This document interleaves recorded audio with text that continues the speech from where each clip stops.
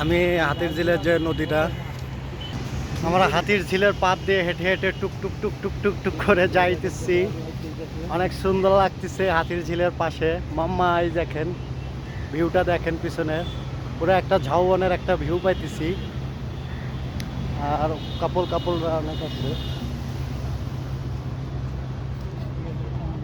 এখন জায়গাটা অনেক সুন্দর, কিছু বলার নাই। পুরা একটা সুন্দর একটা জায়গা। আমি মুগ্ধ। একটা বড় ভাই কৃতিত্ব আমাকে, আমি কি এসব রাস্তা চিনতাম না, বড় ভাইটা আমাকে নিয়ে এসেছে।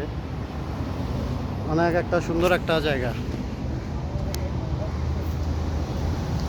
আপনারা লাইভে দেখতেছেন। ভালো লাগ, অনেক সুন্দর একটা জায়গাটা। খালি ঝাউবন, খালি ঝাউবন। পুরো একটা মনে করেন পাহাড়ের একটা ফিল, পাশে হলো ঝিল পার, হাতির ঝিল। মনে করেন নদীর পাড় দিয়ে আমরা হেঁটে যাইতেছি। অনেক সুন্দর একটা জায়গাটা।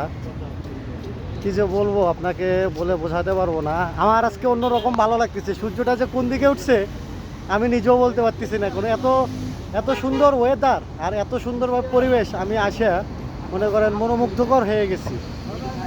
আমাকেও অনেক ভালো লাগতেছে। যাক যাও, এই ভাইটাকে অনেক অনেক ধন্যবাদ, যে ভাইটাকে আমাকে নিয়ে এসেছে একটা বড় ভাইয়ের সাথে। এই মাম্মা পুরে চিল, মাম্মা পুরে চিল। ভালো লাগতেছে। এই যে আমরা পাড়ে, এই যে হাতে ঝিল, ঝিল দিয়ে হাঁটতেছি। অনেক সুন্দর লাগতেছে, আমাকে মজাই লাগতেছে।